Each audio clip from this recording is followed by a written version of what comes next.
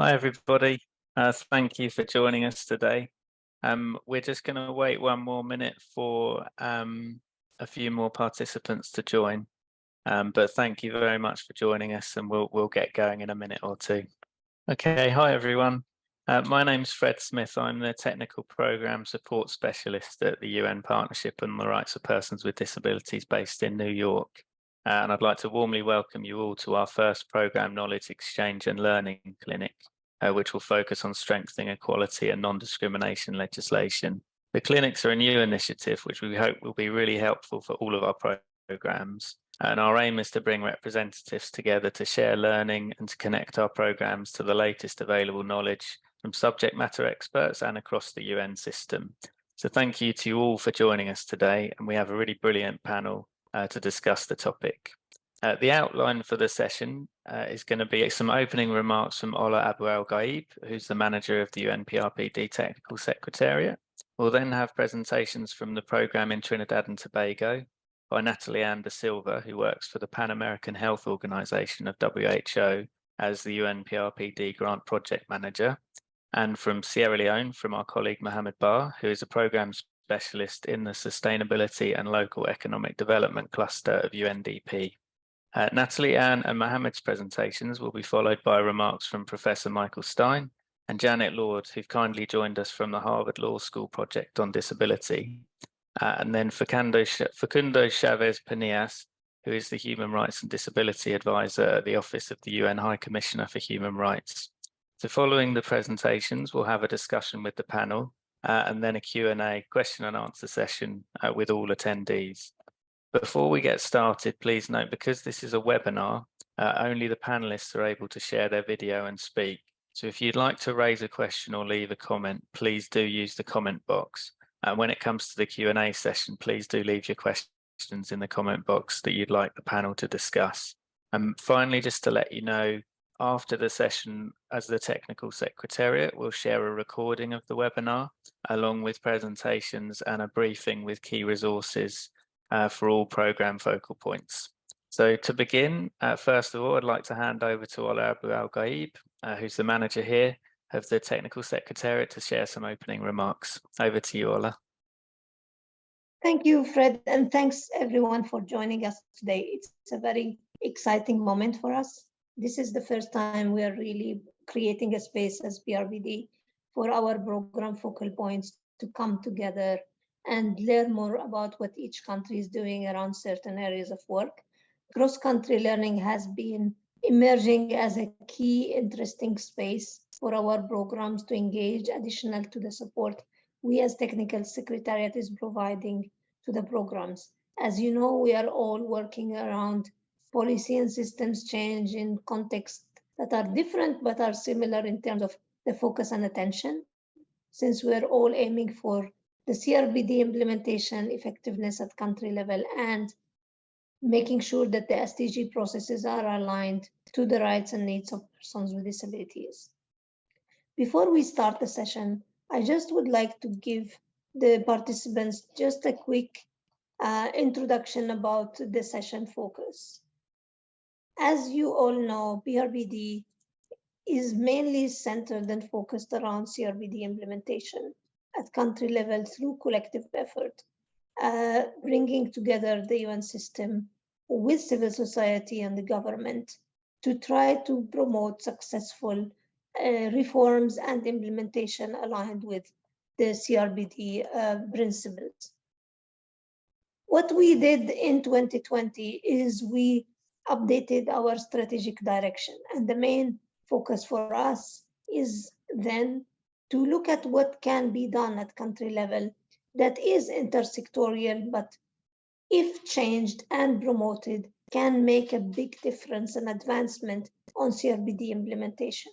And we looked at 5 core areas that are addressed at national level, and if compatible and compliant to the CRPD principles, then the progress will be achieved towards CRPD implementation. And the 5 preconditions that we determined in our strategy are equality and non-discrimination, inclusive service delivery, accessibility, CRPD compliant budgeting, and accountability and governance. So those are the core building blocks that we promote and work towards with all our partners at national level.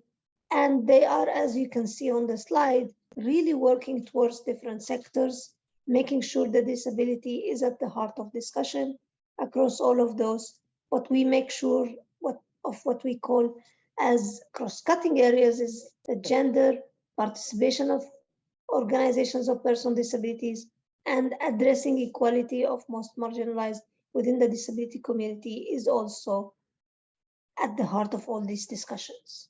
So today's session is really around the first component of the preconditions, which is equality and non-discrimination.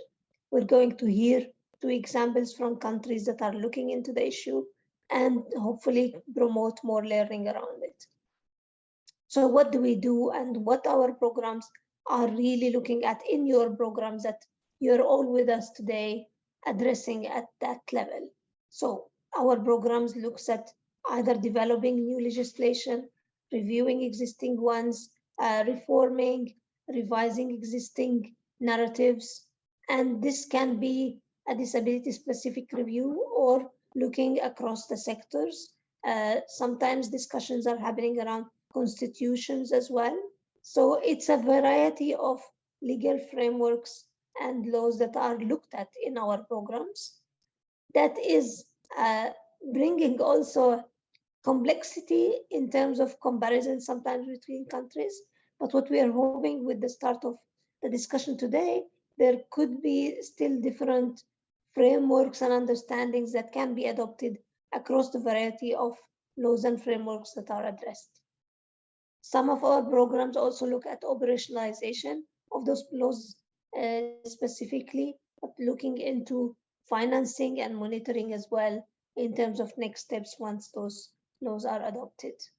And we as technical secretariat, along our management committee members and partners, we constantly are keen, and today is one part of our approaches, is to provide the needed capacity building and technical assistance to accompany the programs. Just a quick overview before we start the session to give you from the 26 new countries that have started in 2020 after the strategy. We have 22 countries are actually looking at this precondition, and you can see that in terms of distribution of the type of processes they're looking at, we have some that are looking at the establishment of new legislation. Some are just starting to review the existing ones. There are actual reform processes happening, and some are looking at operationalization and implementation.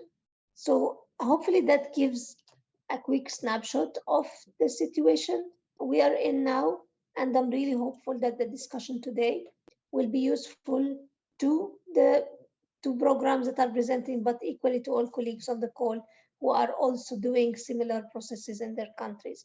And I would like to extend thanks again to our panel of experts with us today, Michael, Janet, and Facundo, to take the time to have that discussion with us.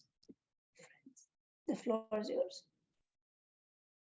Thank you, Ola, for the really helpful overview. So I'd like to ask now Natalie-Anne de Silva. So Natalie-Anne works for the Pan American Health Organization of WHO, so based in Trinidad and Tobago, and Natalie-Anne will take us through that program's work around establishing a legislative review panel. Over to you, Natalie-Anne.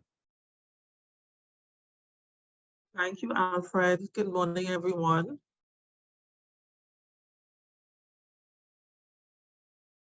Just now, let me just share my screen first.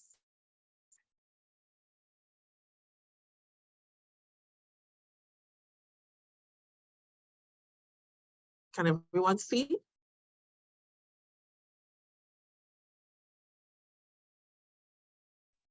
Not yet. Okay, 1 second.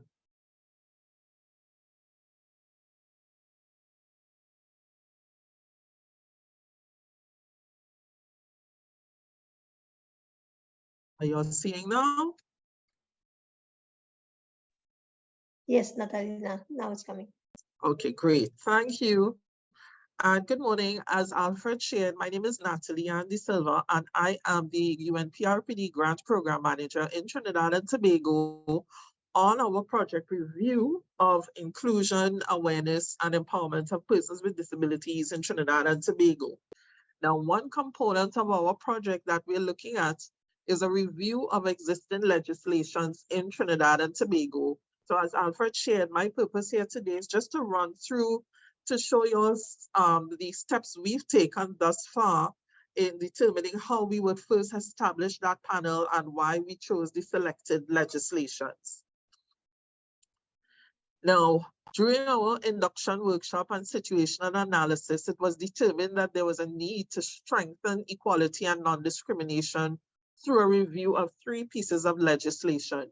Now, the discussions with our various stakeholders of persons with disabilities and organizations for persons with disabilities, they identified the Mental Health Act, the Education Act, Immigration Act, and Equal Opportunities Act in Trinidad and Tobago as the 4 major legislations that needed some sort of recognition and review, because in Trinidad and Tobago, in those policies and in those acts, they kind of lumped persons with disabilities just as vulnerable populations. So persons thought that there was not enough to be addressed in terms of addressing and identifying what weaknesses exist and how it really tailors or caters for persons with disabilities when it comes to inclusion and granting accessibility.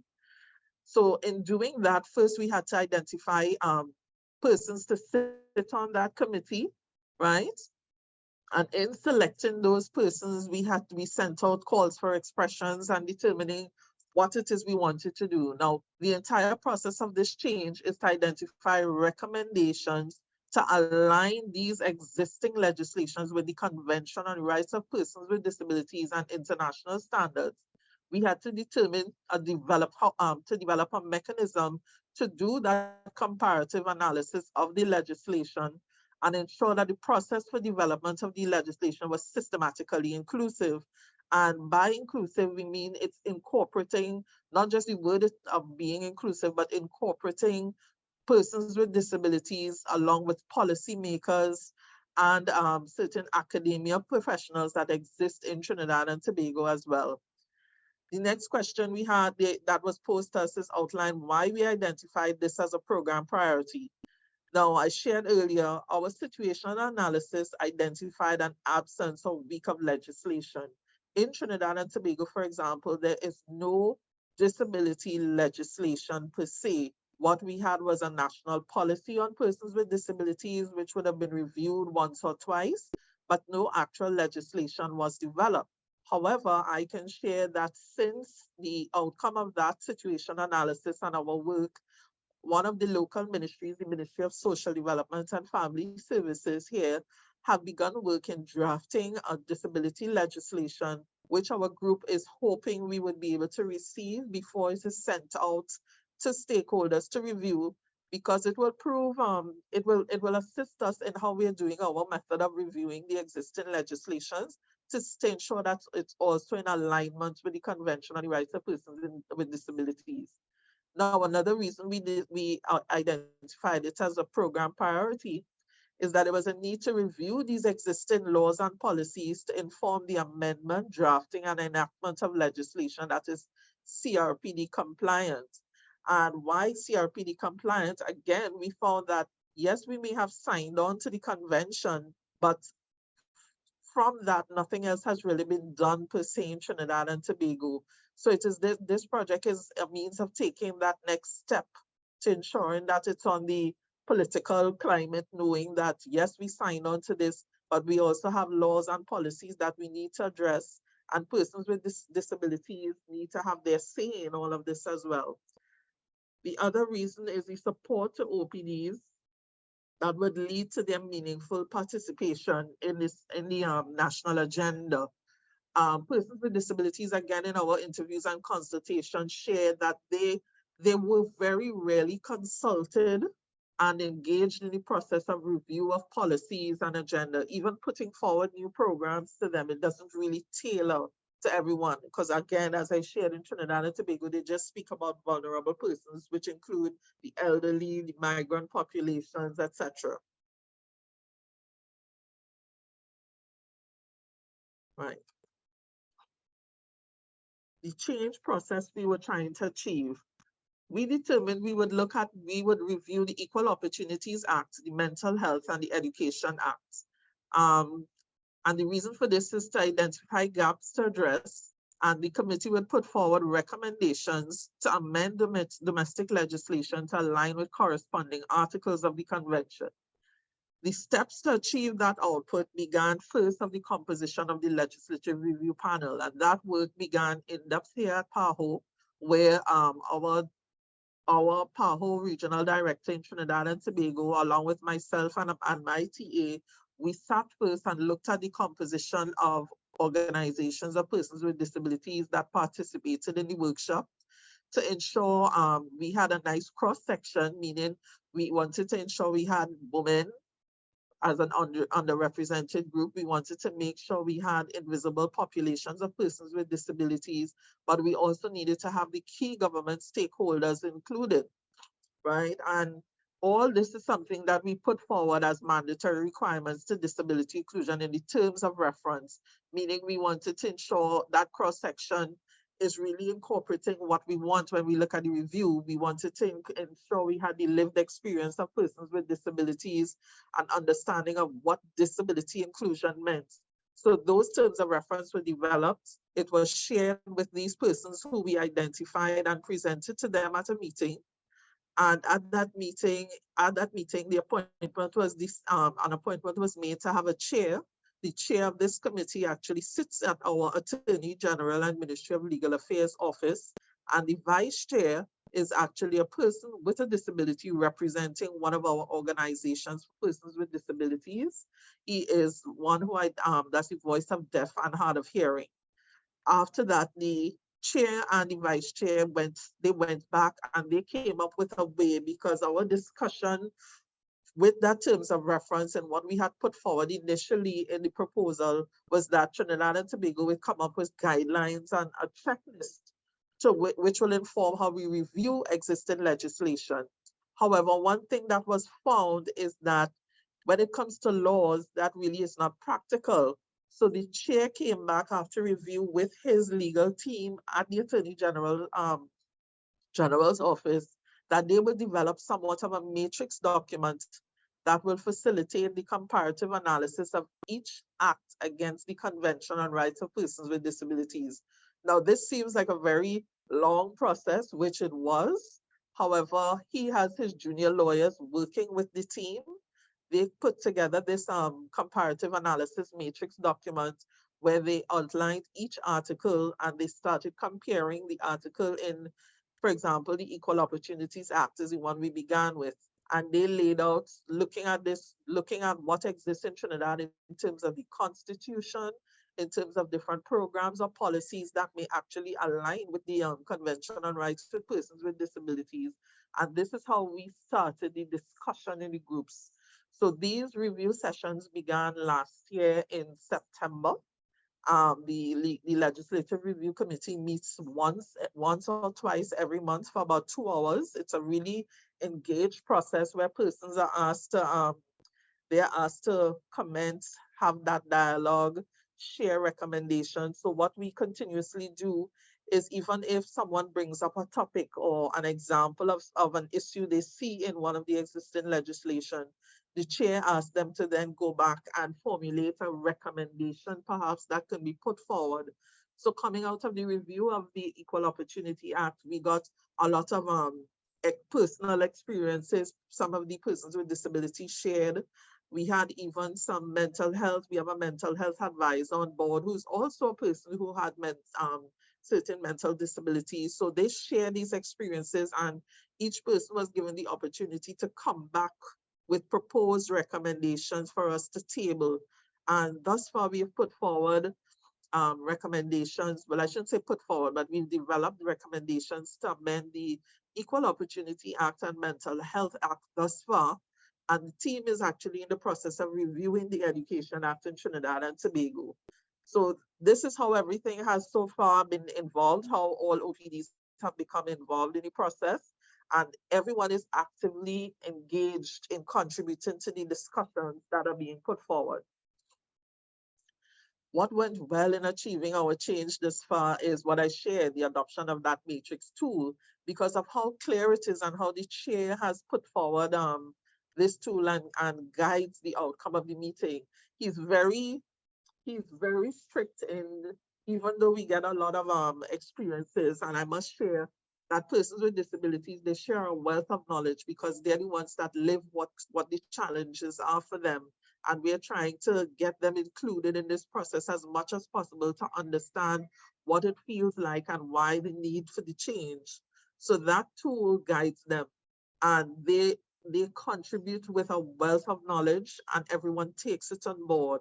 The lessons learned from this project and exercise so far is getting what the legal expertise may be. So for example, where at first we thought it would just be a tool, a checklist or a guideline. At that point, we didn't have the legal understanding to know what a guideline and checklist meant. And in legal terms, it's not really practical, especially when it comes to the amendment of legislation. So we spent a considerable amount of time with the chair and other legal persons and policymakers from the government ministries who are involved in this, sharing what it meant. And based on that, that's how we determined that it would not so much be a guideline or checklist, but more or less a document that we will put forward to suggest amendments and perhaps even the development of a policy that would lead that. The engagement of multi-stakeholders and cross-sectoral collaborations has been an important aspect of this, because by involving the policy officers from the key government ministries and legal experts, we understand what is existing. Because of the policy officers as well, we also know that there is a draft disability legislation that is being tabled, and we are hopeful that they will share it with us soon. Aspects of this that can be replicated in other sectors, I would say identification of a methodology for analysis of the legislation. It may not necessarily be the same as what we would have used in Trinidad and Tobago, but it is certainly something that persons can look at depending on your own situation. And the selection of that diverse group to work on the analysis and the review process, I believe, is extremely important. That is something we're even finding in another component of our project as we look at the rehabilitation sector, where we're involving both public and private individuals and the health service providers, and share a variety of experiences and what's been going on. So having both legal expertise in the public health sector, private legal representatives, professionals from academia who share a lot in terms of what's being done at the educational aspect, OPDs who are actively engaged, their service provider OPDs in Trinidad as well, so we've involved them in this process. And then once again, actual persons with disabilities. They've all brought considerable knowledge and contributions to the review and in developing recommendations that we shall be putting forward.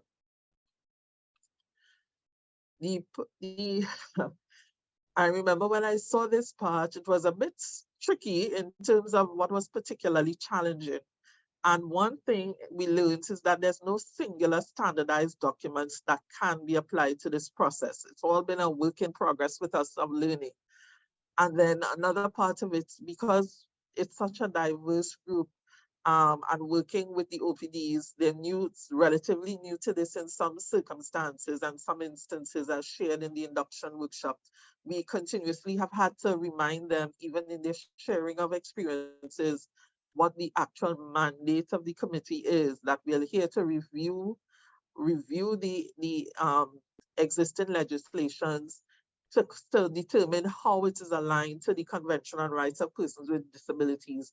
So it's kind of trying to keep everybody on track all the time, lest we lose control and we can spend the entire time, the entire 2 hours just engaged in that process of dialogue and conversation. So all of these, I would say, it kind of looks as how we try to mitigate the challenges, meaning keeping everyone in check and sticking to what our mandate is and trying to guide the discussions to make sure it doesn't just lose track and go all aboard. And I think our main lesson learned is how we value and how we include persons in these discussions, making sure we have a wide, diverse stakeholder group with us. In terms of questions, based on our experience working with this project, I tabled this question to members of my legislative review panel. And this one was the one that stood out, particularly because we are still trying to see how we can influence political will of government to ensure that the recommendations of the panel is accepted and implemented. Because one thing you learn from experience is that a lot of these things, when we put forward, it's simply, yes, someone accepts it, but it simply goes on the shelf.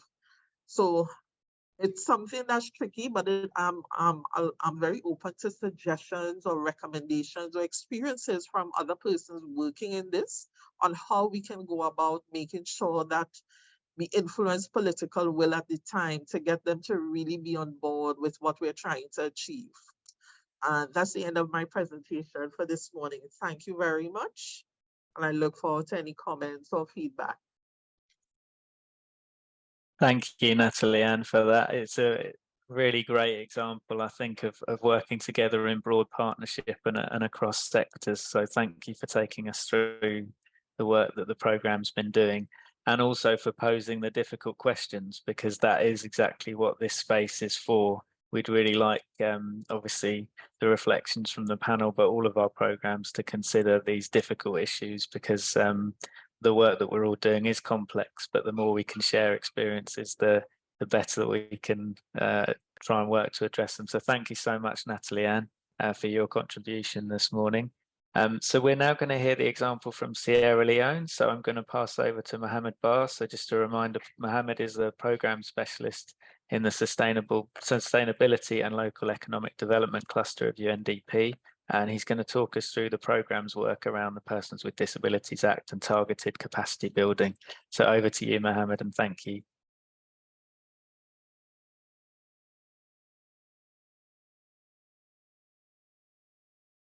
Mohamed, if you want to unmute, and then we'll hear you clearly. Thank you.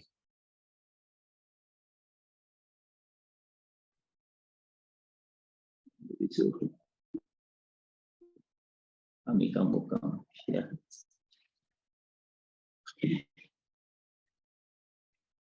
Can you share my screen? Is it visible? We can. Thank you, Mohamed. Okay. So thank you, colleagues. Greetings from Britain once again. No need for further introductions. That has been ably done by Alfred. Thank you.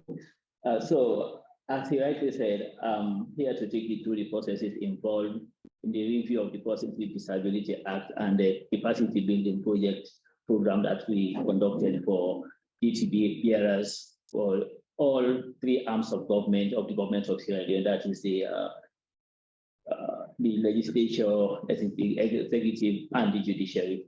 So number one says, please outline what specifically we are trying to change. Now we were trying to review the Persons with Disability Act of 2011 to align it to the CRPD, to make it CRPD compliant. Two, we are trying to build the capacity of targeted DTBRs, specifically members of parliament, targeted members of parliament, the justice sector and the security sector. So why were these two projects or two areas identified?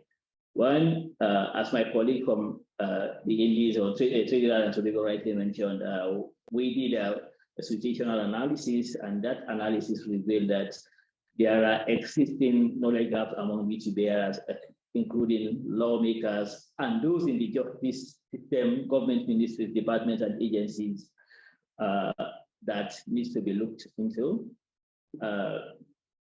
It's all the situational analysis also revealed that there are aspects of the Persons with Disability Act of 2011 that are unrealistic and unattainable, some provisions.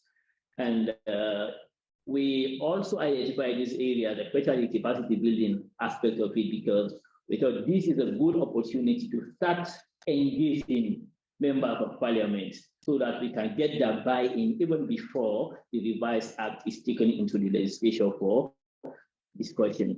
We also saw this as an opportunity because governments after government have been embarking on legislation talking about inclusive legislation, but given that already institutional analysis has revealed that there are gaps, capacity and gaps, it's important that we start engaging them now. So they can benefit not only in terms of their participation in the review of the Persons with Disability Act, but also in other similar legislations that deals with disability rights.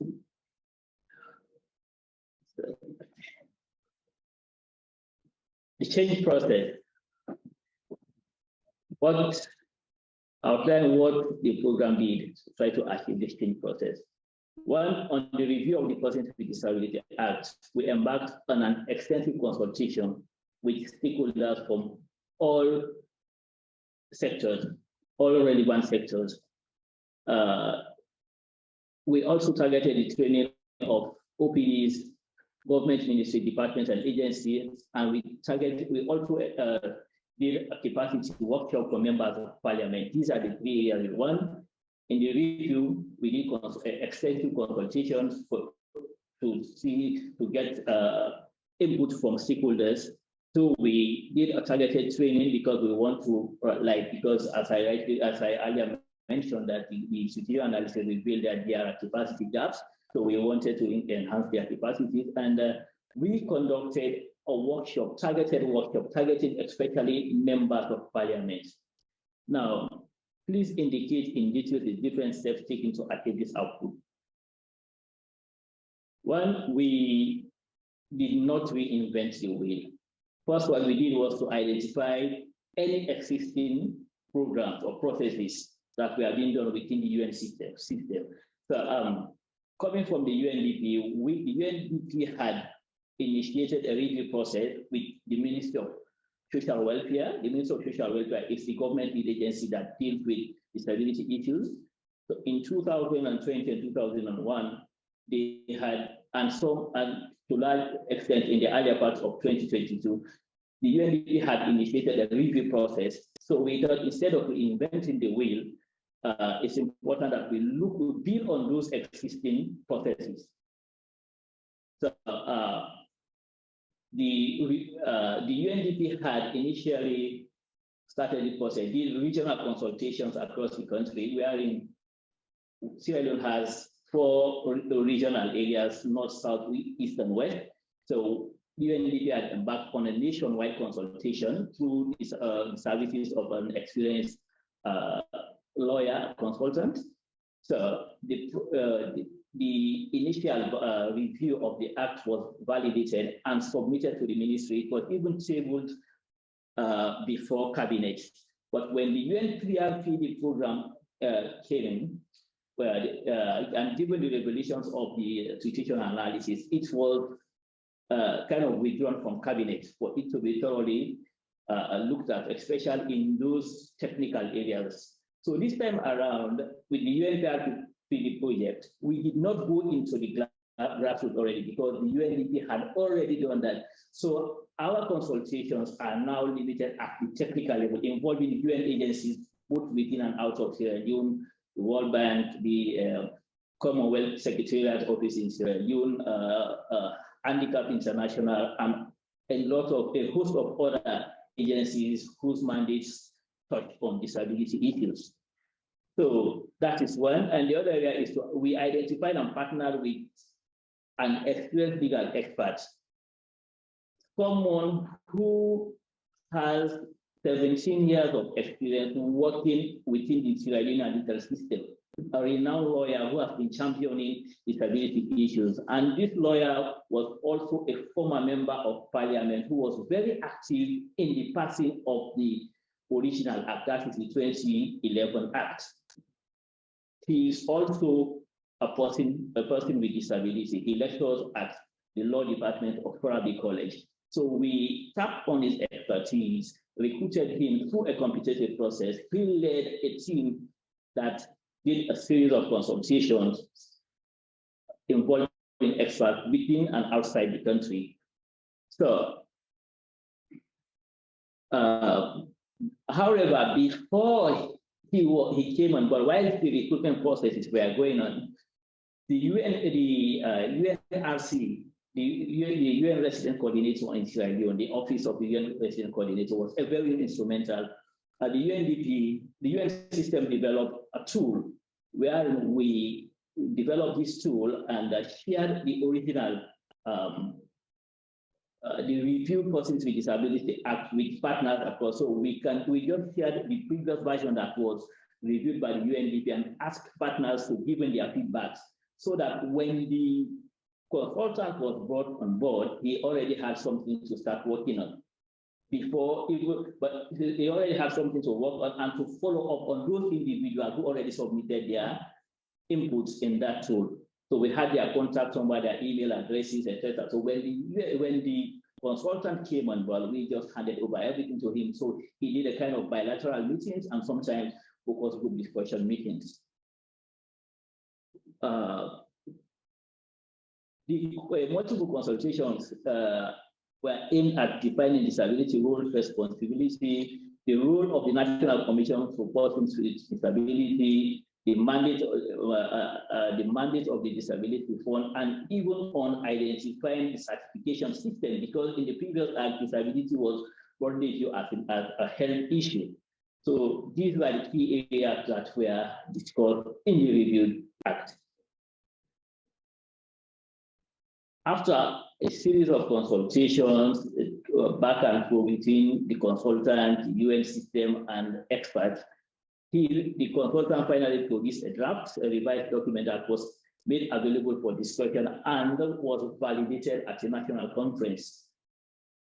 It's the new act strengthening language on gender issues, disability certification processes, and the development of and the Disability Development Fund. So that is one part of our activity. The second aspect looked at the training of LPs. Remember, in my introduction, I said we aimed at training. We were looking at training the three arms of government, that is the legislature, the judiciary, and the executive. So, because of time, we were only able to train to build the capacity of parliamentarians, and because of the composition of our parliament, or our members of parliament in Sierra Leone are about 142. So because of financial constraint and for manageability, we focus on 30 members of parliament, 40 members of parliament, and some staff of parliament who we are not MPs, but who are key to the sustainability of the process. Because remember, members of parliament are politicians. When their mandates expire, they go. So we wanted to ensure that capacity building does not only target members of parliament, but also the parliamentary research unit within parliament, so that we can have that existing knowledge who are of members who are civil servants and that are permanent, who are not just politicians. So how do we arrive at the selection of these 40 members of parliament? We decided to ensure that it's all involving. First, the criteria is to ensure that all members of parliament who are persons with disability are targeted for this training, this capacity building. The heads of legislative committee, especially the legislative committee on social protection and disability issues, members of the leader of government business, members of the opposition, the deputy speaker, and those key parliamentarians heading those key legislative committees. Because remember, I said we are not just only looking at the review process, but we also want to see this training process as a way of start lobbying members of parliament, so that when the bill comes to parliament, they already know what they want, and we can get their buy-in for it to be passed through the legislative processes. So the training Models were developed for the training and were delivered by the consultant who reviewed. The consultant, remember I said the consultant was a lecturer. He lectured at the law department of private college. He was a member of parliament, active member. He's currently a lawyer, and he's vastly knowledgeable on disability issues, on practical disability issues that he faces every day in the court, in the justice system. So he led the training. However, we did not just allow him as an outsider from the UN system to lead the training. We also kind of look at internal capacities. So luckily for us, we have two senior colleagues in the resident coordinator's office.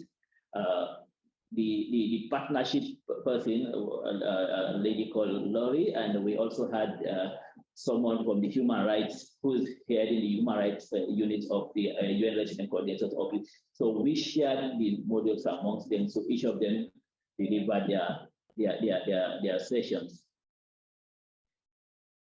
What went well? Active participation from a diverse and relevant expert from all sectors of government, development partners, OPDs, everybody participated in the process. Active participation. There is a political will. My colleague from Trinidad Tobago was talking about political will. For us here, the political will is here, and we got the assurances from members of the legislature that issues of disability are not based on ideological differences, based on political parties. Each members of the opposition and those in government are all united in ensuring that issues of persons with disability are prioritized. So they assured us that when the bill comes in, it would get the necessary political backing within the legislative process. We also had the same backing from the Minister of Social Welfare, who leads issues on disability. So we had the political backing. So what the 40 members of parliament trained and their backing secured for the eventual passing of the bill. As I speak now, the Revised Persons with Disability Act, we now call it the 2021 bill. It's still a bill because it's not an act. It has been revised. So once it has been revised, it has to go through process before it becomes an act of parliament. So it has been, a cabinet paper has been approved by cabinet, and the draft revised bill has been sent to the law officers department, because that is our process in Sierra Leone. Once cabinet approves a cabinet paper on the bill, it goes to the law officers department for it to be put in a kind of a legal language and format for it to be presented to the legislature. So that's where we are currently on the act. The key lessons learned in terms of contribution to achieving this change: one, the instrumental role of the resident coordinator's office. Remember, I told you the role they played in terms of the meetings and tapping on their expertise to support the consultant to do these trainings for members of parliament. And also for Sierra Leone, the UNPRPD is coordinated by a national coordinator, and three agencies, that is the UNFPA, the UNICEF, and UNDP. Each of these agencies are lead the implementation of certain activities within the UNPRPD. However, we have a national coordinator, Aminata, who is also very useful in the process. So her role in ensuring coordination amongst key stakeholders, both within and outside the UN system, was also instrumental, well as that of the resident coordinator's office. So that's one key lesson learned. It's very important. The value of building on existing efforts. Remember, I told you we built on previous efforts that were made by the UNDP. We did not. So it saved resources and time. Rather than going back to the policy at the graphic level to start the review process, we just built on it and now focus review with people at the technical level. The involvement of relevant government stakeholders from the inception stage to the planning processes. At every stage, we will involve members of government. So maybe that's why we got their policy, they got the political will. Every stage we will involve the necessary political leads from governments and OPDs. This learning could be replicated in other sectors, depending on the context and maybe other details, but they are not a one-size-fits-all, but they are adaptable and can be replicated in other sectors. What was particularly challenging? The busy schedule of stakeholders, including members of parliament. The timetable of parliament is so congested that it's difficult to get their time, especially to schedule the training. We had more than 3 or 4 postponements. We'll agree on a date. After 1 or 2, there may be the Speaker of Parliament or former will just go, no, we have His Excellency the President has asked us to do this, we are doing that. So it was difficult. We don't have control over them. They are politicians, we don't have control over them. Delays in the submission of inputs and comments from experts. Remember, I told you that we shared the draft Person with Disability Act of 2011. We shared, and we had cut-off deadlines to get input using that tool. We shared. Some people did not submit on time. We had to chase them. The general election, Sierra Leone is having a general election within a month's time. So it was very difficult to get the attention of key government officials. We had their commitment, but because of, especially those in elective positions, it was difficult to get their attention in some areas. It is not because they do not support disability issues, but it's just that's the way it is. It is that part of the electoral season that really attracts them, fighting for their survival to retain their elective positions. Please highlight what the program did to try to mitigate these challenges. One, I keep saying, the leveraging power or the pooling power of the UNRCO, UNDP, and other UN entities was very important. Wherein we can just activate this, and maybe we can get someone from the RP to call. We can get the UNPRPD coordinator to call, and or even the UNDP resident coordinator can just call so that we can have these meetings. And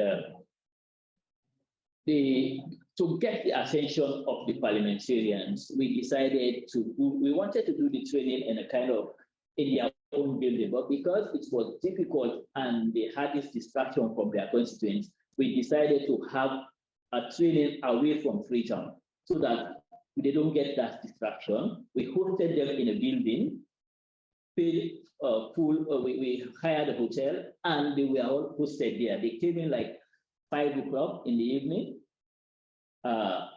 checked in, had their dinners. We started the conversation during the dinner. We had breakfast in the morning, we had tea, went into the sessions, breakfast, lunch, and we were able to get their full attention at least for a day. So that's how we overcame that challenge of having to get their attention. We took them out of Freetown. Freetown is the gold standard. So we took them away from Freetown. So in terms of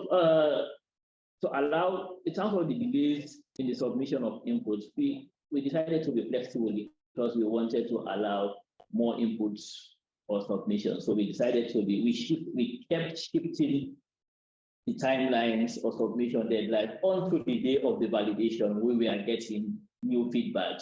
So even though the act was validated at the National Congress, we also gave a kind of 1-week extension to say, if you think your views are not reflected in the act, or if there are areas that you think that needs to be polished further, please resubmit your. So we kept moving on until we met that cut-off line and submitted the revised act to government for it to be taken to the legislative processes.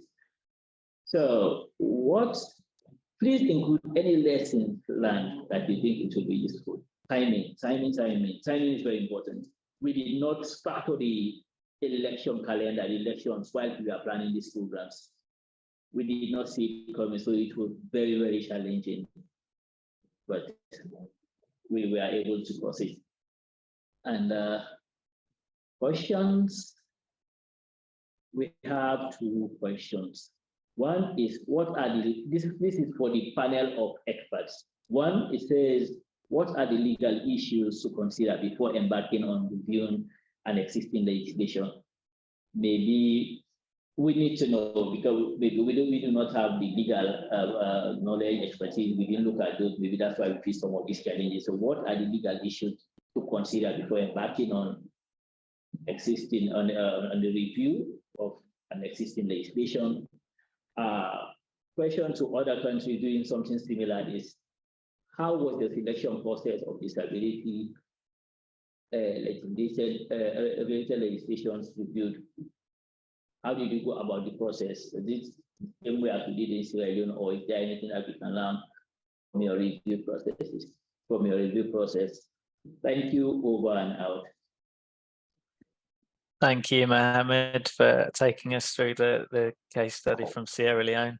And it's a really another great example of working in partnership, also the importance of being strategic. So identifying those existing mechanisms and the key stakeholders both to work with and to influence as well. And the really interesting challenges you've taken us through, even where there is political will. So thank you, Mohamed, for that.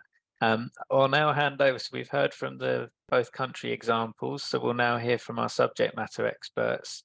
And please do post any questions you have and we'll come back to them in the discussion. So first of all, I'd like to hand over to Michael Stein and Janet Lord, who I said earlier kindly joined us today from the Harvard Law School Project on Disability, and are going to take us through some of the key principles of working on strengthening equality and non-discrimination legislation, and share reflections for all of our programs to consider. So over to you, Michael and Janet, and thank you. Thank you so very much, and we're truly delighted to be supportive of the partnership at any time. Really, we would need several hours to go over just this particular part of CRPD implementation, but Janet is going to pose some slides up for us that I think will make it easier to walk through it. Okay, thank you all, and it's as Michael said, it's wonderful to be here. I will share my screen.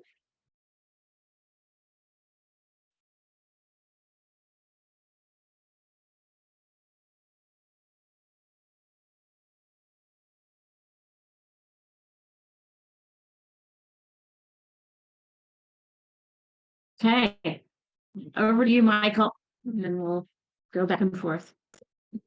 Right, well, let's go to the screen.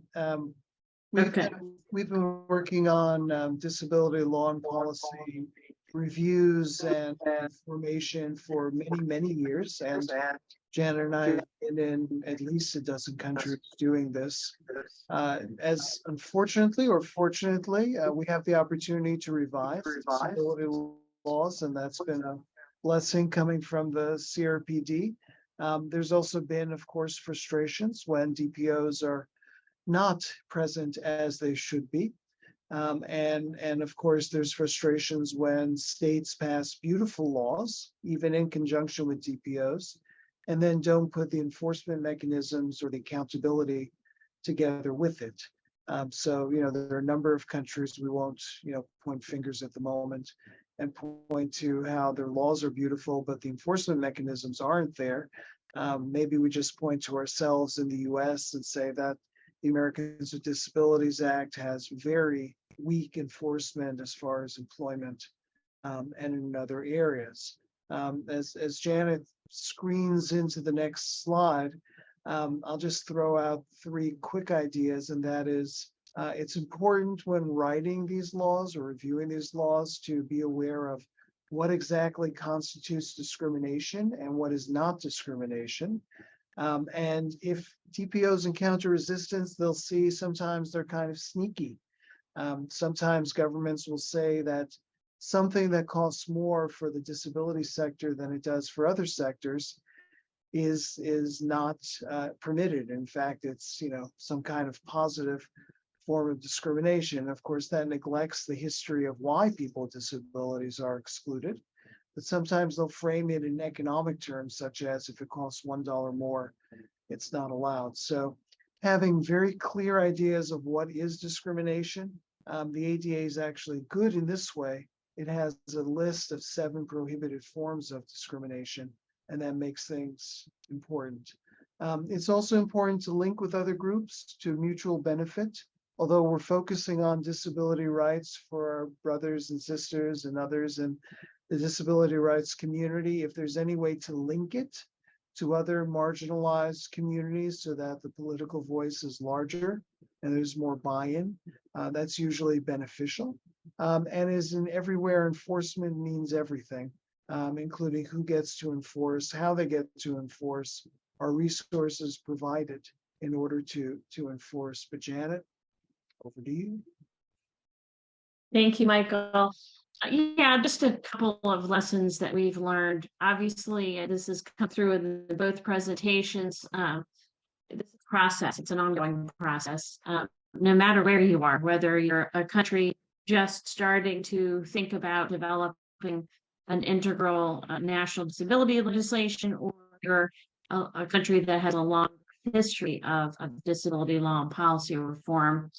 And we've also learned through the years that law reform has got to extend into the provision of guidance that mean, regulations, the adoption of bylaws. Many countries are now going through that, having put in place some disability legislation following ratification of the CRPD. But the hard work of developing legislations and bylaws or standards or simply not binding guidance is really important work that gets into the actual how to operationalize, whether it's a non-discrimination law or other areas of the law.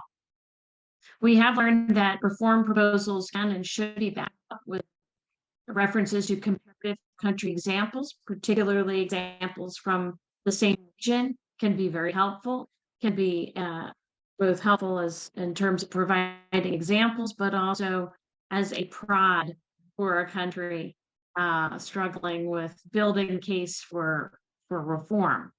And should also be paired with empirical work. There's now been a tremendous body of research, empirical work that's been done that can help law reformers and the disability community with, shaping their proposals, building a case for the need for reform.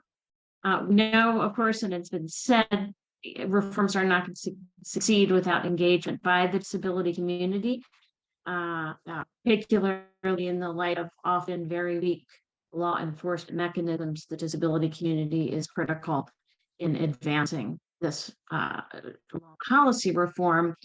And we know that collaboration with domestic lawyers and disability experts is critical. Finding champions within the legal community, even if they're not disability law experts, can be incredibly helpful. Working with them, connecting them to the disability community, and providing mentorship has been something we found that has worked really well. And we know that law reform processes offer opportunities for forging new partnerships. Okay. A couple of other things we've learned. Disability is obviously a cross-cutting issue and impacts a very wide variety of legal of legislation. And we can divide those into about 3 categories. So laws that relate specifically to people with disabilities, national disability legislation, or an inclusive education statute, laws that relate to a range of people, but include references to persons with disabilities, like a national anti-discrimination law or social security law, and then laws that don't specifically mention persons with disabilities, but are obviously relevant to them. So you see, this is a complex process of reform. It is ongoing, and often we see countries hastily adopting national disability legislation without having done the hard work of comprehensive scoping exercise.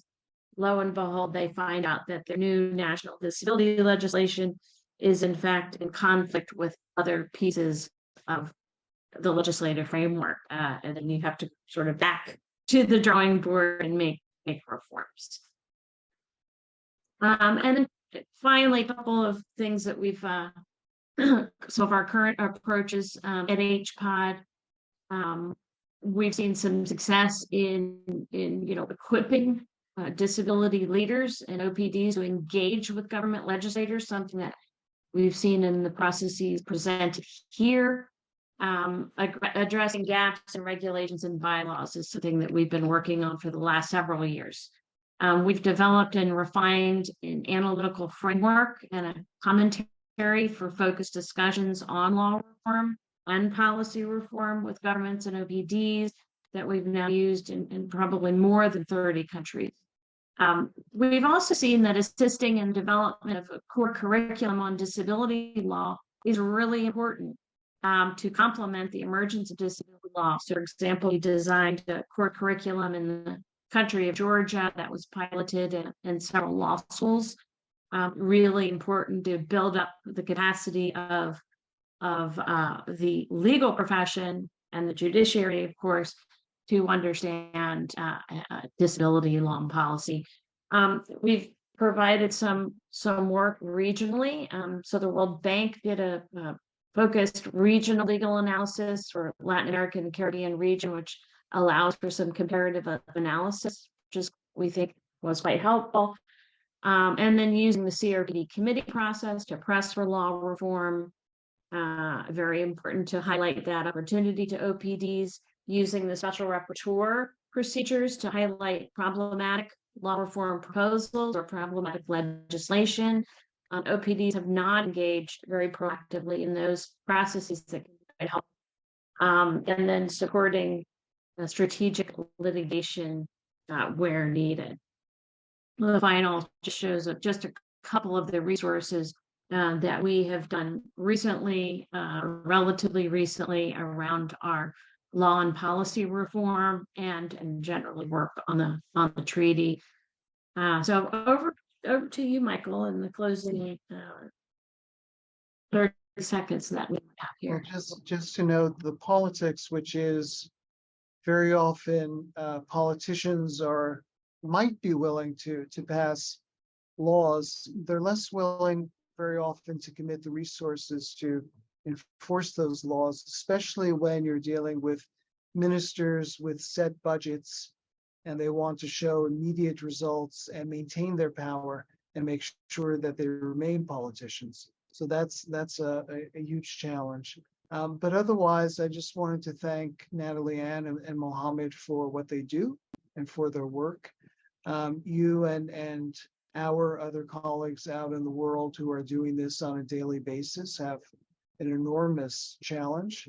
And you've brought insights and cleverness and culturally sensitive ways of moving the agenda forward in your country. So thank you so much for what you do. And I very much enjoyed learning from you today. Yeah, thank you all. I'll just jump in looking at a couple of the questions.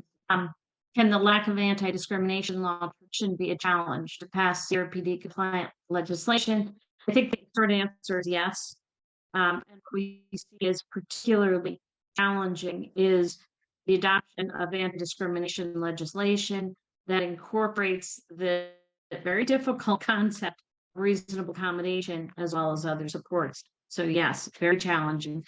And how to ensure that new or revised laws come with implementation plans and budgets.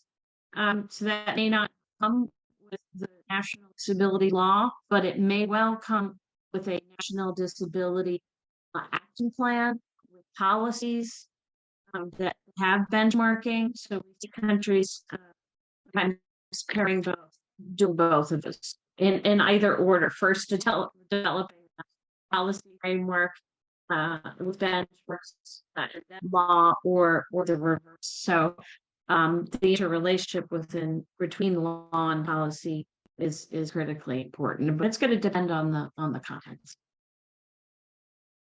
And Janet's remark about benchmarks are crucial because in the whole world of economic social rights, which are subject to progressive realization, too many states get away with simply saying we're doing the best that we can as quickly as we can without actually proving that or showing that. So trying to get governments to list a schedule of what percentage of the budget, how quickly it will be implemented, what the stages of implementation are, really is crucial. Thank you, Michael and Janet. And was really, really helpful. And I think just so clear about the critical role of enforcement mechanisms, and really helpful to see just the array of legislation, of course, that disability relates to. And we'll come back to the questions in more detail in the discussion. So we'll come back to those as a panel. So thank you both. I'll now hand over to our final speaker for today. So thank you for your patience, Facundo. Facundo Chavez Penillas, who has really extensive experience in this area and works as the Human Rights and Disability Advisor at the Office of the UN High Commissioner for Human Rights. So over to you, Facundo. Thank you. Thank you, Alfred, and thank you, colleagues, for your presentations. Are really, really great. Perhaps I would like to share with you some learnings from our side, from the Office of the High Commissioner for Human Rights.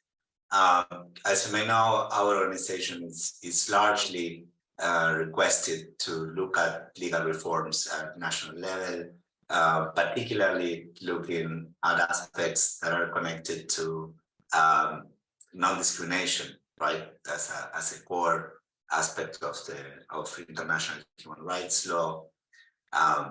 So we tend to assist many countries in these processes. And maybe we can share a few experiences that come from this work that we do, and perhaps open the floor for further conversation. So I think the first thing that I would like to say is that we should be differentiating like early stages of adoption of the CRPD legislation processes and legislation reform processes, and where we are now. Right? I think we are in a completely different scenario of what it used to be, and there are already some, I would say, orthodoxies on legal approaches from a CRPD perspective that are very much there, right? So the first one is what I would say is the first wave of intentional action behind the CRPD on legal reform. And that looks basically at the core aspect of what was the disability rights movement call, which is the shift in the paradigm from medical models to social models approaches in legislation, right? And that really had a huge influence and huge impact on trying to go for systemic, overwhelming legal reforms from disability rights laws that try to take everything in the system and to make it CRPD compliant, right? And this, to be really honest, has proven to be, first of all, a massive exercise, massive exercise, impossible to tackle by organizations of persons with disabilities, which have very little resources, are not expert in every field of the law, and are really posed put in a very uncomfortable situation, which is to respond to every single exception on every single area of law, right? So that has been a very problematic issue, and also has triggered this uncontrollable feeling that we need to build capacity on every single aspect of the CRPD, on all OPDs in the world, for them to deliver on every front, right? And this is very unfair. It's a very unfair treatment to OPDs and to everybody else that is involved in the process. So my first take would be, let's try to keep it simple and very clear objectives that we want to achieve, to solve concrete problems that persons with disabilities are bringing to the table. There is another point that is related to this, that many governments have used these logics as a way of procrastinating implementation of existing legislation that could actually advance some aspects of the life of persons with disabilities, with this excuse that we cannot do anything unless we change it, right? And this is unfortunately a very common standing in many in many countries. So there is this idea of, yes, we are doing by changing the legislation, we take 5-6 years to do a law reform on every aspect of the CRPD. And then we end up with these very declaratory laws that, as Janet was saying, have no internal regulation, no processes, no governance, no nothing to actually deliver on the objectives, right? So this is something that is also very common, and we see it all the time. I very much encourage colleagues to have this in mind when you are engaging in these processes, because in my opinion, it's a trap. So how do we start the process, right? And this is what I would say we've seen as a more efficient way. The first one is to have in mind what is the purpose that that law reform is willing to actually facilitate, right? Is it protecting individual rights that without that protection, nothing would happen? Is it related to establishing governance mechanism that will deliver on the policy objective that we have in mind? Is it creating a specific funding or creating a specific line of work that didn't exist and all that needs to be improved, and that can only be improved with the legal reform, right? So the legal reform, I mean, we lawyers tend to say that first the law and then everything else. I would shift a little bit from a CRPD point of view this conversation, and I would say first the policy objective and then the law, right? So we can put in a very clear dimension what is the type of law reform that you will need, and what is the objective and the problem that you have in front of you to actually advance on improving the lives of persons with disabilities, which should be everybody's objective in this conversation. So let me give you a couple of examples, right? Let's say that when you want to move in a law reform on non-discrimination against persons with disabilities in education, right? What are the main objectives that you will have in mind? Well, what you would like to do first is to enable students with disabilities of all ages to access general education on an equal basis with everybody else. What are the two non-discriminatory aspects that you need for that? And you should ask yourself, do we have this in law in a way that we have, as Michael was saying, a hook for enforcement in case this appears in an individual case, right? Well, the first one is you shouldn't be rejecting students from accessing the school, and you need to provide the minimum support that these students will need to actually be part of that school. These are the two non-discriminatory aspects that you will need to have in mind. And for that, you don't need to make a mega comprehensive reform of legislation. You really need to tackle the two individual protections that would allow a person in a given context to access to the general education without discrimination. And then we think of the whole other system, right? And we look at what are the level of demands that are coming from students with disabilities that would justify a larger system transformation in that sense. And that will be my key. I mean, this was one of the questions that PRPD approached me, which is, what is it that we need to reform?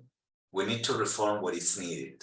We don't need to reform everything for things to happen, right?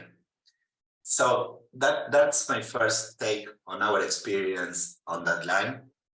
And this can happen in every single aspect, right? So if you are working on access to justice, or if you are working on education, or you are working on some other aspects, I think that is particularly important. The second point on reform and non-discrimination is, how prepared is your system to actually allow for that individual, a small group or medium group to exercise that specific right?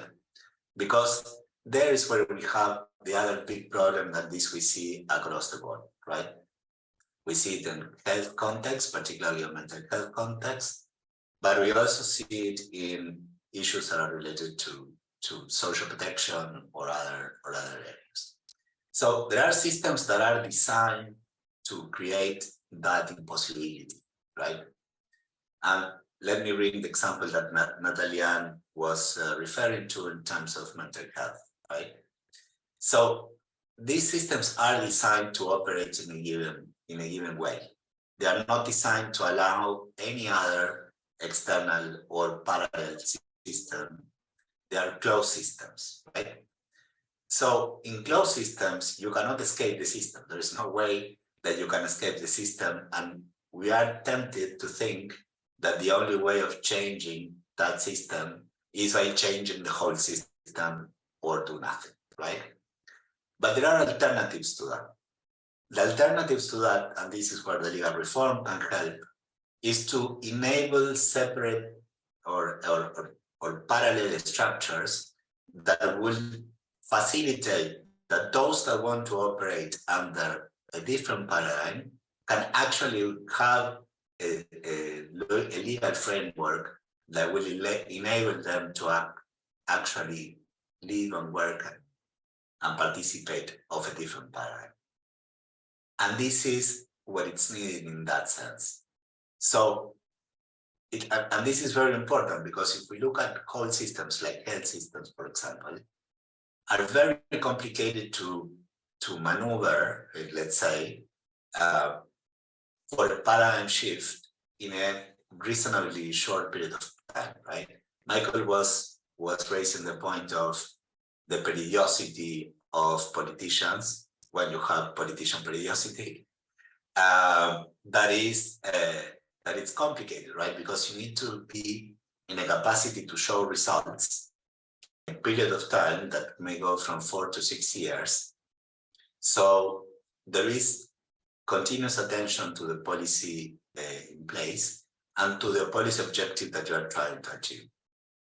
So legal reform in these cases should aim at either unlocking a problem, a systemic problem that you have, or at increasing the possibility of developing those small systems that would allow for a transition process between the larger closed system to a new way of functioning.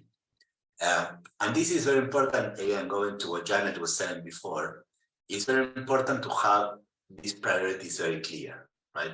And Mohamed was giving a very good example of how multi-stakeholder discussions can help to everybody understand what is the problem that we have ahead of us, right?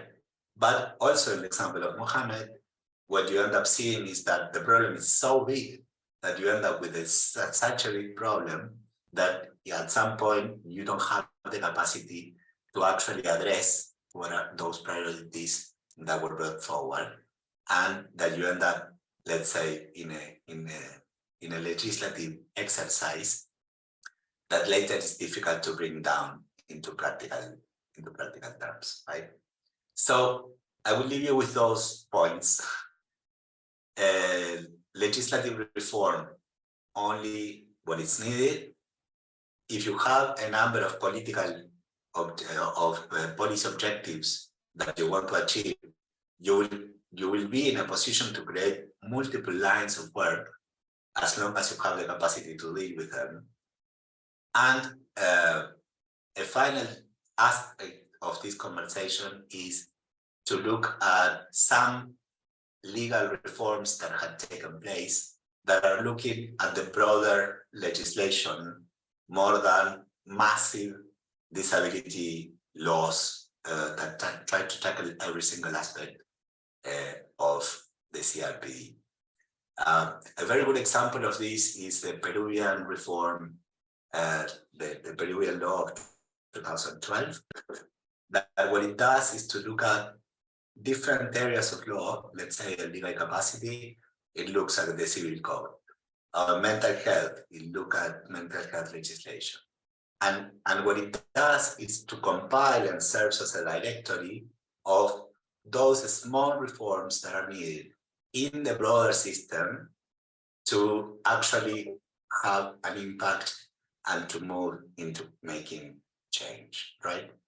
And this is very, very important, right? Because otherwise, these broad discussions, and I can give you the example of Argentina recently, these very, very broad discussions end up in a massive omnibus law that really doesn't deliver on clear objectives and does not facilitate what Janet was raising, which is the breaking down of these, legal objectives in general terms to an actual policy implementation process, delaying other processes unnecessarily. Thank you, colleagues.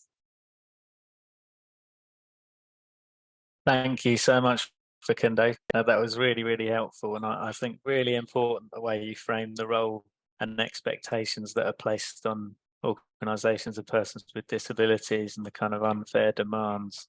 And really the way you broke it down in terms of focusing on what needs to change. So thank you.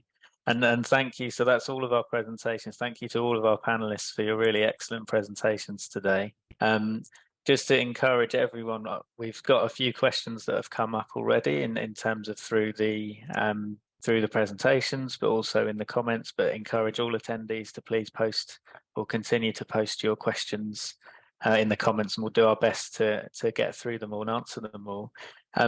Perhaps the first one, going back to the beginning of our session today, and Natalie-Anne posed the questions around political will and how the strategies for kind of in creating that and making sure that things are accepted. So perhaps, Mohamed, you touched on it in terms of what's been done in Sierra Leone. So I don't know if you want to share a bit more about political will, and then Michael, Janet, and Facundo, if you want to add anything. But Mohamed, do you want to start? Thank you, Alfred. I think it's Michael. Michael made the point that sometimes the political will is there, but commission resources is also another issue. So political will that I was talking about is mainly in terms of having the legislation reform and in terms of getting the backing from the key political players. So I think the key to it is that it also depends on the individual. Sierra Leone has the current minister who is leading on disability issues, is the kind of person that has a kind of passion for disability issues. So that is one. Two, the involvement. I think one way to get political is also by involving them in the planning process. In all processes throughout our review process, we will bring the technical expertise, the background, and the resources, but the ministry is always in front. Government bodies are always involved. For instance, if we want to send out an invitation letter for a meeting, for a consultation process, it goes with the signature of the ministry. So we have the resources, we hire the expertise, the consultants and others, but in terms of sending invitations to key holders, printing of banners, when we print a banner, the logo of the UN is on the one side, we have the government of Sierra Leone on the other side. So we create those kind of alliances, those small issues to get them on board so that they just don't see this review as a UN review process. It's a kind of a national legislative. The message we keep sending is that this is not a UN imposed review. This is a United Nations owned review process. This is a government-led review process. So we involve them in every aspect of the planning process.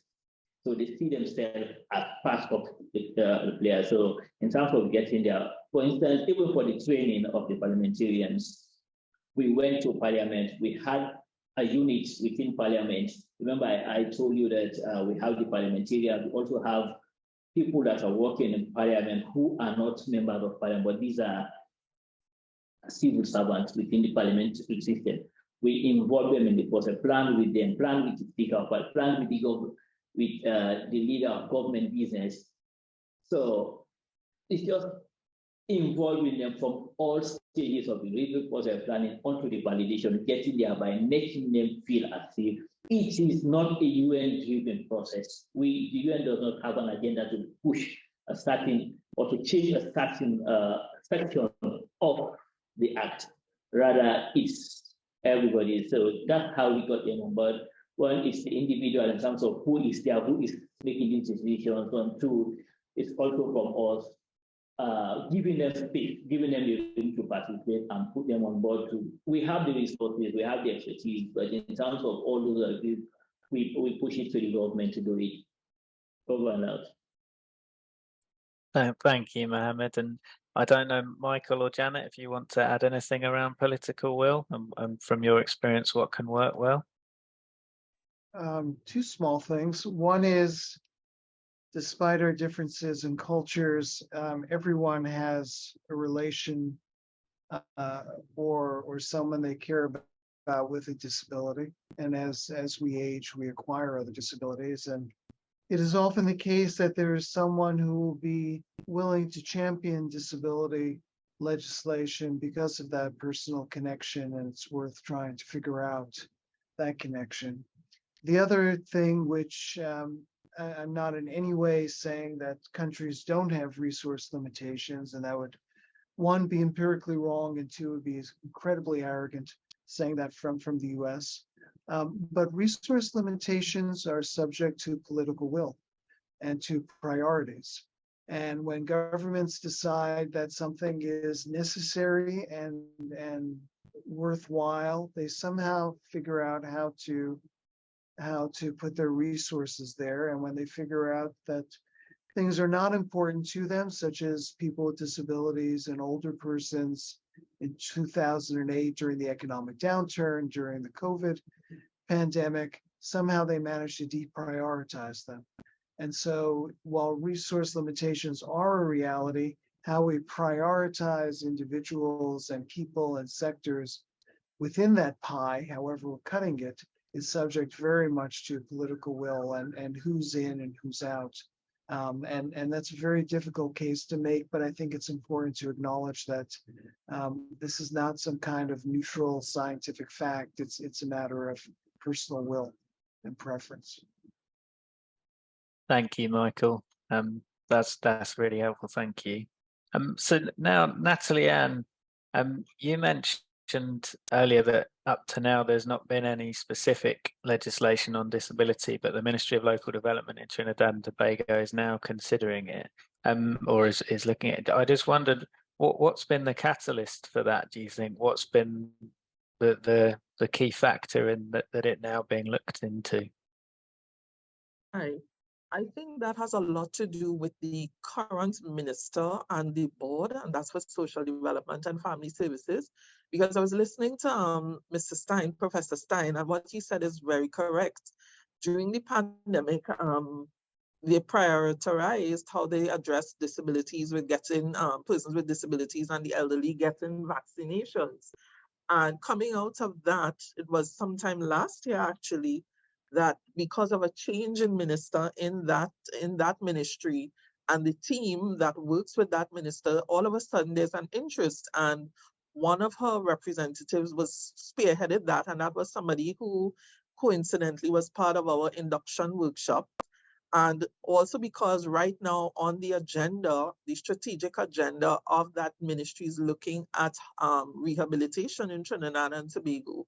So I think that had a lot to do with why there's now a draft disability bill, but it's not being put forward as yet. They've shared it only with a minority amount of stakeholders, but none that are related to the disability community to have a view at it. So I have been pushing extensively to see how I could get them to share it with our legislative review committee, for example, because I think it would be key whilst we are reviewing existing ones to see what exists in this bill, what has changed, what is going to make a difference, and if it is something worthwhile that both the stakeholders in the disability community, our OPDs, the persons with disabilities, that they can look at, because our group is wide, it's a diverse group, and I think they have a lot to present in this case. And this is what we want. I think it's a big step towards inclusion, but I really do think the change has been the minister. The minister and her administrative team working with her had a lot to do with that new bill being drafted. Thank you, Natalie-Anne, for talking us through that. And Janet and Michael, so you touched on this earlier, but there were a couple of questions around whether the lack of anti-discrimination kind of traditions in law can be a challenge to passing CRPD compliant legislation. And there's a second question, but perhaps do you want to start with that one and share any more, elaborate on what you said earlier, Janet? You first, Michael. The short answer is yes. Whether it's the simple thing like we've seen in some countries where ministers say, well, there can't be any discrimination because no one's ever complained about it before. And guess what? The people can't get into the building, and they can't. And if they can, maybe they can't communicate, right? So the attitudes of we've always done something a certain way and no one said anything, and we don't even acknowledge this as discrimination because it's the way we've always done business, is an attitudinal hurdle that has to be leaped. And sometimes it's very hard to make that, you know, and you have to show, illustrate it with real world examples. Yeah, and we've seen OPD work very hard and often very successfully in, for example, the context of drafting a new constitution or reforming an existing constitution, work very hard to get into the standard non-discrimination clause a reference to disabilities. So that can often be the very first step of, you know, moving forward with disability-specific anti-discrimination legislation, because many countries nowadays have ratified, you know, at least the Covenant on Civil and Political Rights, have often put in place anti-discrimination legislation. It may not specify disability as a prohibited ground of discrimination, but there's a foothold one can, you know, can utilize in advancing that. But so the Constitution is one, building disability into an existing piece of anti-discrimination legislation. Trinidad and Tobago is a good example of that. It has strong anti-discrimination legislation. And I know early on, OPDs that are working to sort of elevate that to include, you know, disability in a practical sense. So yeah, very challenging. And again, I would say the biggest hurdle has been to impart the concept of reasonable accommodation, you know, into an anti-discrimination framework. Very hard, even if country has existing anti-discrimination legislation. It's just it's a tough concept, and I'm not sure that we in the disability community have done the best job in sensitizing legislators to this concept and what it means and how it relates to non-discrimination. Thank you. Thanks, Janet and Michael. So we are aware, you know, we've taken a lot of people's time today, so we'll just do a couple more questions before we close. So Facundo, I just wanted to ask, there's a couple of questions here around, you know, how do we ensure that we're not just doing a tick box by pushing for legal reforms, and what carries more weight around policy strategy or acts of parliament, but also how do we consider the kind of challenging dynamics and what works within individual states, so within specific contexts. I don't know if you want to take those. Sure. So during the last 5 years, I would say, in the office, we've been doing an analysis of what had been the main issues that had been brought to the CRPD committee. What are the main claims that organizations of persons with disabilities are bringing to the CRPD committee? And what are the solutions that are being brought forward in that context, right? And basically what we see is that the claims with their own nuances that are related to a country-specific situation, are very, very similar from country to country, particularly in the last 5 to 6 years, with an increasing number of claims that are looking at economic and social rights or development aspects, let's say, and with a decrease on some other aspects that are related to civil and political rights, right? I think at the beginning of the processes of the country reviews, there was a very strong focus on civil and political rights. And I would say that was very motivated by organizations of persons with disabilities from the global north. And then it started to move a little bit more into economic and social rights and social justice related issues, let's say in a broader context. And now what you see is that there is a huge demand on these other areas, let's say, of human rights, without losing anything on what was really the first stage of the review processes in the CRPD committee. So what we see now is a much more balanced kind of line of work, right? And based on that, we've been looking at how to implement the SDGs and to cross the SDGs with the CRPD in a way that makes sense, right? That it's pinpointing and it's responsive to the general demands of persons with disabilities themselves, and how to advance on that. So what I would say, you will not be ticking on the box if you are responding to a concrete demand that is coming from persons with disabilities themselves, right? So that's the first thing that I would say. So if the legal reform that you are proposing is looking at achieving a very concrete demand that it's coming from persons with disabilities themselves, I think that the legal reform makes sense. If the legal reform is really there for an intellectual exercise that it's looking at aligning the larger picture of the legislation and environment to the CRPD in general terms, I would say that you are ticking in the box and really you are wasting everybody's time and money by doing that exercise, right? So this is something that I would really like to highlight. The second point is that we have very clear guidance from persons with disabilities themselves on what are the big policy gaps, right? I mean, at the beginning, Ola was opening the meeting, addressing what is called the building blocks or the preconditions, right, of the implementation of CRPD.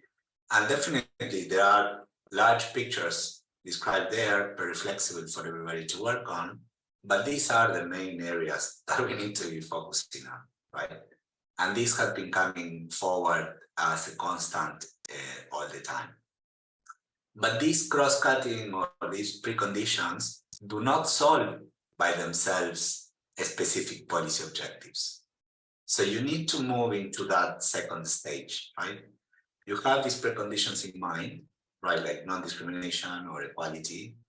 But then you have to look specifically at what are you doing in a given specific context, right? What are you doing on mental health? How is this process that you are opening on mental health actually, for example, reducing the impact on human rights violations in mental health institutions, which it should be an objective in itself? And how is it really opening the door for community-based services and structures outside institutionalized life, so we can move in that direction, right? And if the legal reform is contributing to either unlocking the problem that you have in front of you because you have a closed system that doesn't allow you to do anything else, or it's creating the individual protection so you can reduce the impact on certain individuals, or if it is creating a governance system to enable new things to happen, that because you have a system that will continue to exist for a long period of time, then your legal reform makes sense. It's looking either at a transformation logic, or it's looking at creating individualized protection for certain people, or it is creating a space to achieve an objective that you could achieve by simplifying certain legal barriers that you have at hand, right? So those, I would say, are my main take on this. There's a lot of experience on what can be done, how to unlock this. But I think if you have to have one guiding question on this is this legal reform necessary to meet the policy objective that I'm trying to meet? If it is not, maybe it's not what you're supposed to be doing, right? Okay, thank you, Facundo. That's really helpful advice. So just the last question for now, and any other questions that colleagues would like to comment, we'll make sure that we respond in writing after the session. But the last question was just around legal capacity reform, so building a little bit on what Facundo was just discussing. So legal capacity reform has been triggering resistance from lawmakers in some countries. How do we go about it, and should we compromise? I wonder, Michael or Janet, if you'd like to begin. Well, it's we could spend again a number of hours, and some of us have even put out books on it. But one thing I've been thinking about a lot is, first of all, the knowledge base is interesting and deficient. It's interesting because you've got the clinical community viewing things one way and the disability rights community viewing it the other. And certainly there has to be a ground where everyone can agree that we don't want to abuse people's human rights and that we do want to empower them. But one thing that's been absent is there's a lack of, forgive me, for technical assistance and depth in understanding exactly what it means. And I could go down a laundry list of things we don't know. Does it mean we get rid of probate or family courts? Who is appointed to make sure that supported decision-making is valid, not squashing people, empowering people? These things are not prescribed in any great detail, and maybe they shouldn't be because cultures and places are different.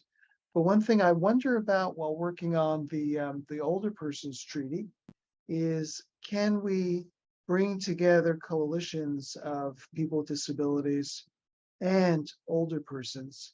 Because that group has a huge stake in supported decision-making and legal capacity when it comes, for example, to dementia or to Alzheimer's, which is not to say that having a psychosocial disability is the same as having Alzheimer's. I'm not making that argument, but we don't actually know about where the phasing in and phasing out of being in one's usual state, I won't use the word normal, but usual state is, and can we learn from it? And if we put together the disability community and the older persons, we're talking about 65 or something % of the planet, and the demographics on older people are aging. So perhaps there's a way of figuring out really positive political coalitions that can force the issue, because if they're not forced, they tend not to really be looked at in depth.